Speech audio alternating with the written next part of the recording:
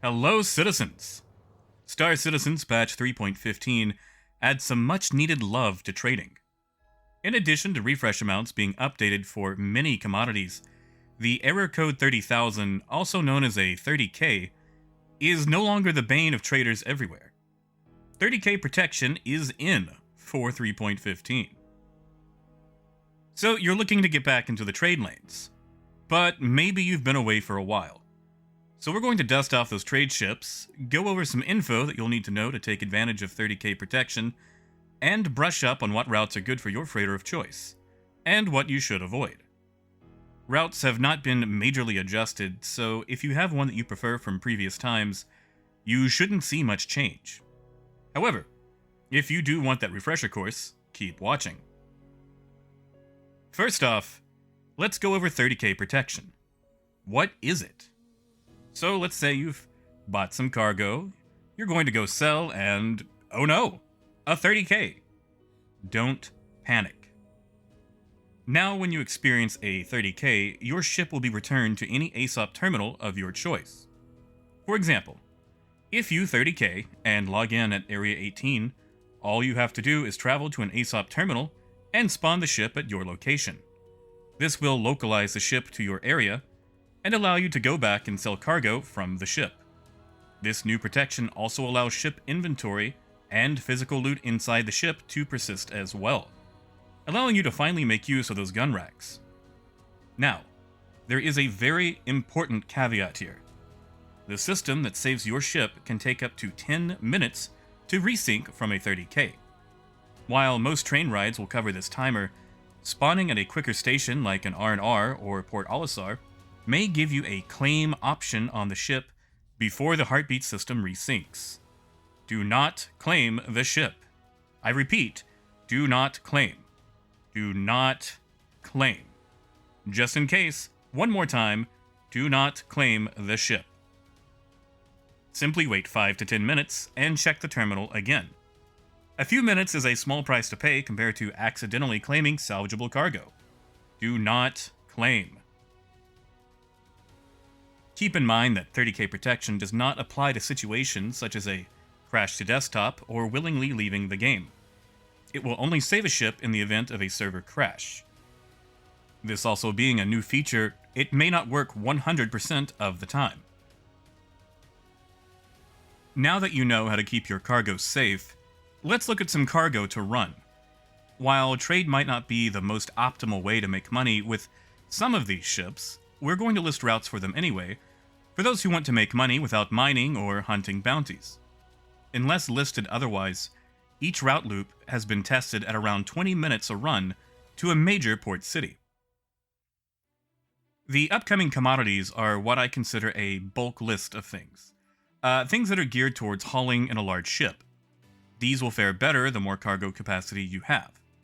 While I would suggest only running these if you have over 200 SCU, any route can be ran with any ship, and the most fun method doesn't have to be the most efficient method either. The first cargo we're going to look at is Chlorine. At a base price of 1.30 and a sell of 1.70, you have a 40% profit and a 23.5% profit margin. Even in a C2, the buy-in is only 93,000, meaning you only need to do a few skimmer missions before you can start hauling. The profit with this load is 25,000, which might not sound like much until you realize that you can haul it from one side of a moon to another about 5 to 6 times an hour, giving you a maximum profit of 150,000 an hour in the biggest hauler. You have 3 routes for this.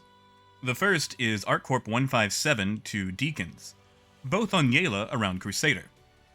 Otherwise, you can buy Chlorine at SMC A6 and sell at Anvik, both on Calliope around Microtech. Or hop over to Clio and run from Cantwell to McGrath.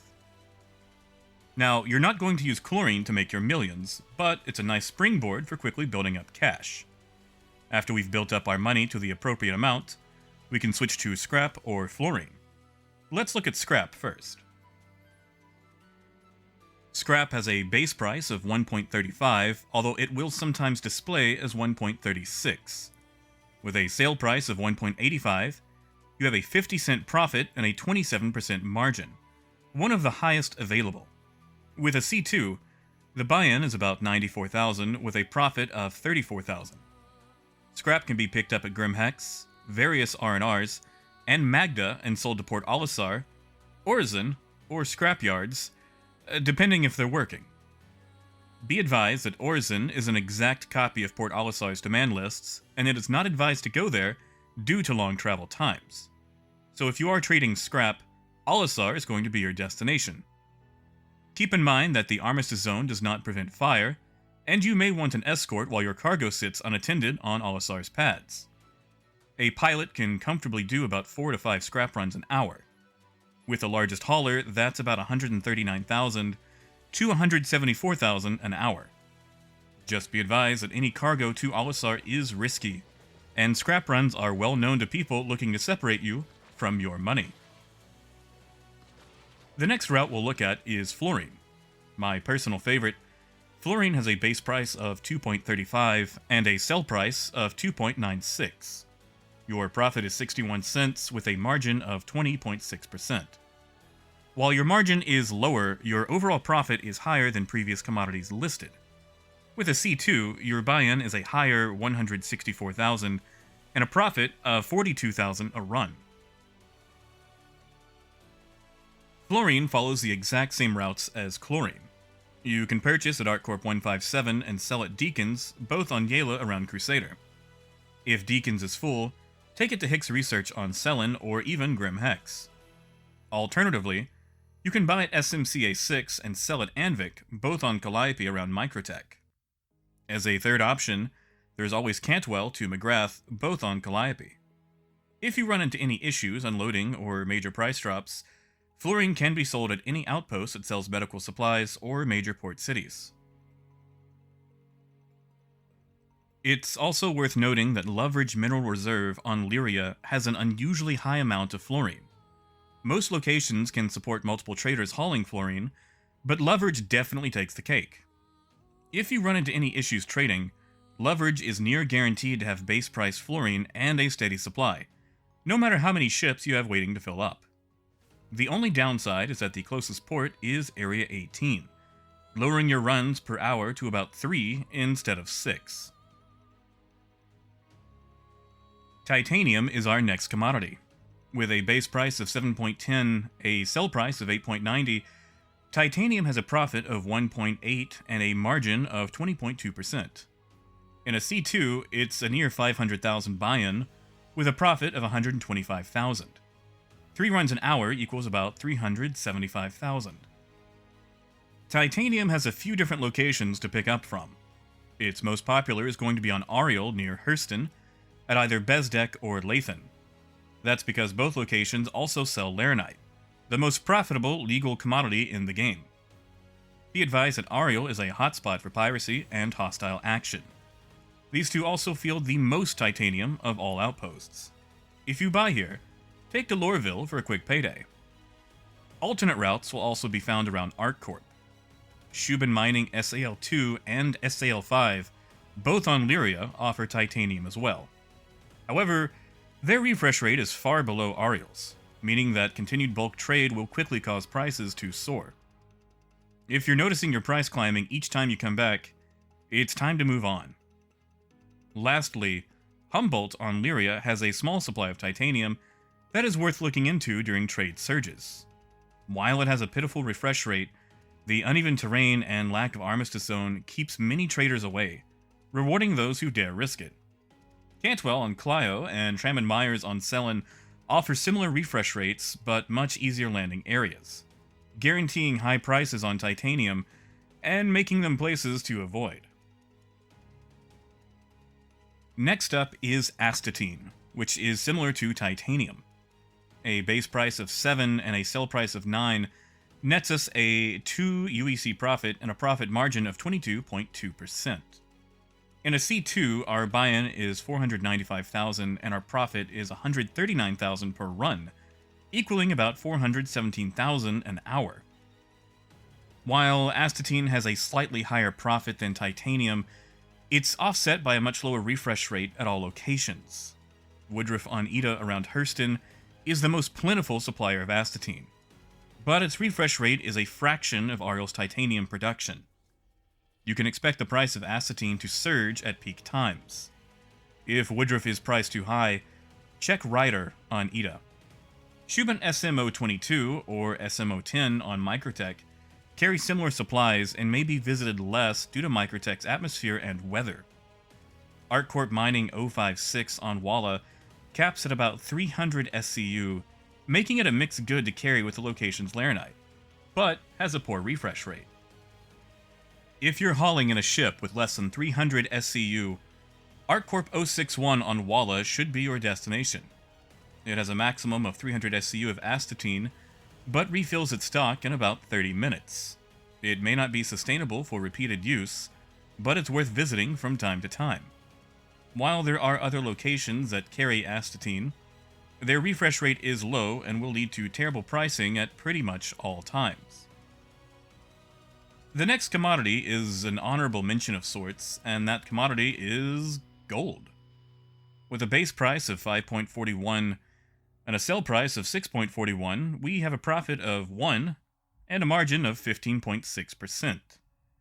In a C2, that's a buy-in of 377,000 and a profit of 69,000 a run. 3 runs an hour will net about 208,000. Gold is most abundant at Humboldt Mines on Lyria, with the next runners-up being Norgard and Anderson, both on Aberdeen. While it has a much lower profit than Astatine or titanium, a lot less people freight gold, so it can be easier to source during peak trade times. With it also being located away from most pirate hotspots, it can also be safer when trade lanes are looking spicy. Coupled with 30k protection, overall margins means a bit less now, so you no longer have to gamble against the 30k. The next set of commodities are currently aimed at medium ships. While larger ships can freight them, they will often run into supply or demand issues. Keep this in mind before filling a Caterpillar with medical supplies. Some of these are also currently featured in Star Citizen's in-game trade journal, putting them in a partial Tier 0 version of a new commodity system that we should be seeing more of sometime soon. On the low end, we have stems. These straddle the line between a bulk sale and a limited commodity. At a base price of 2.80 and a sell price of 3.86, you have a profit of 1.06 and a margin of 27.4%, making it a fairly decent trade depending on the ship involved. In a Carrack, your buy-in would be about 128,000, with a profit of 48,000. However, I would count this as a run to probably be done once or twice in a bulk hauler before moving on. Smaller ships can get away with more before needing to adjust. Stems runs into the issue of a slow restock.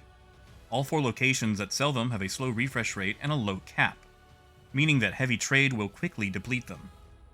Stems can be found at Hicks Research on Selen and Deacon's Research on Yela, both around Crusader. In Microtech, they can be found at Anvik Research on Calliope and McGrath on Clio. If you decide to run stems, they'll need to go to a port city such as New Babbage, Lorville, or Area 18. Generally, the further you get away from the source, the easier it will be to unload, but this may also impact how many runs you can do in an hour. Smaller ships can usually do this route around Microtech fairly easily. Grimhex and Port Olisar see a regular influx of stems, so it is not advised to sell at those locations. Next we have Distilled Spirits. With a base price of 4.06 and a sell price of 5.56, you have a profit of 1.5 and a margin of 26.9%. In a Constellation Taurus, that's a buy-in of about 71,000 and a profit of 26,000. 3 runs an hour will net about 78,000 in the same ship. You have a few options when it comes to hauling. All locations that supply Distilled Spirits have the exact same supply and refresh rates. 3 of these locations are found in Crusader. They are Gillette Family Farms on Selen, Terra Mills on Selen, and Bountiful Harvest on Daymar. Around Microtech, Bud's Growery can be found on Euterpe. Curiously, Shady Glen on Walla has no marker, and can only be found via mission or if you know the way. There's nothing special about the location, just no marker. When it comes to selling, you have a few different options. Space stations such as R&Rs and orbitals will pay slightly higher at 5.67. However, they have a fairly low buy amount and refresh rate. If you don't mind having to possibly hop around to unload a full amount, they could be worth the risk. Alternatively, a port city such as Area 18 or New Babbage are pretty much guaranteed to take your cargo. There are also a few random outposts that will take distilled spirits as well. For a full list, check SC Trade Tools or Galog, which I will put in the video description below. Our next up is medical supplies, which is a bit of a mixed bag. At a base price of 15.75 and a sell price of 19.25, medical has a profit of 3.50 and a margin of 18.1%. In a Taurus, that's a buy-in of 274,000 and a profit of 60,000 a run. 3 runs an hour will net you 182,000. Medical supplies runs into the same issues as distilled spirits. It has a low refresh rate at all locations, and port cities have a maximum demand of 500 SCU. Bulk haulers filled to the brim with medical will wipe out a city's entire demand and make everyone else suffer, so plan accordingly if you're hauling in something on the larger side. Area 18, Lorville, and New Babbage are the best places to unload in that order. All outposts that sell medical supplies have the exact same refresh rate, so there's no one location that is preferred over the other. If the price begins creeping into the high 16s, it's time to dump medical for something else. Our next up is probably the most coveted in the game, which is Larinite. At a rarely seen base price of 25 and a sell price of 31.01, Larinite has a profit of 6.01 and a margin of 19.3%. In a Taurus, that's a buy-in of 435,000 and a profit of 104,000. 3 runs an hour would net about 300,000. The issue with Larinite is that everybody wants some, and with everyone trading it to get the maximum amount of profit, its availability is going to drop while its price is going to soar. Expect to find it in the high 27s during peak trade times, and you may struggle to fill even a smaller ship. Coupled with the largest source of Larinite being found on Ariel, the largest source of titanium, medium and large haulers are going to be rubbing elbows trying to grab each other's cargo. The next best locations for Larinite are both ArcCorp 045 and 056 on Walla, with a refresh advantage at 045. Tram and Myers on Selen offers a small amount but has a pitiful refresh rate that makes it not worth it, especially when you have to freight across the entire system just to sell. Lastly, let's talk about a Greasium. A base price of 22.50 and a sell price of 27.50 nets us a profit of 5 and a margin of 18.1%. In a Taurus, that's a buy-in of 392,000 and a profit of 87,000 if you can fill it. A Greasium is infamously rare. Out of the 5 locations that sell it, ArcCorp 141 on Daymar and SMCA 8 on Calliope are the only 2 that have a maximum stock over 50 SCU. What's worse is a paltry refresh rate of less than 1 SCU for both locations.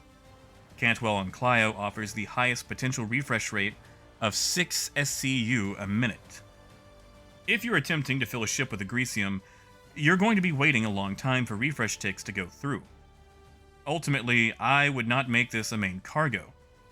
It can also be sourced from Shubin SAL2 on Lyria, so if you're trying to haul, fill up there and pad the rest of your cargo with titanium. And don't be disappointed if the full 50 isn't available. That's it for commodities. With 30k protection now in, you can also try multi-stage runs. For example, taking agricultural supplies to a location that sells distilled spirits, and then taking those distilled spirits back to a port city, and then scrap to Port Olisar, and so forth. Have fun with it. Again, the most efficient way to trade might not be the most fun. Commodities not listed are things that I felt would be too low in profit to be worthwhile, versus other things listed here. And sadly, for those of you wondering, smuggling is still not viable in 3.15. Hopefully, that'll change one day. And hopefully, we've refreshed your memory about what to run and where to take it. That's it for now. Until next time, keep on truckin'.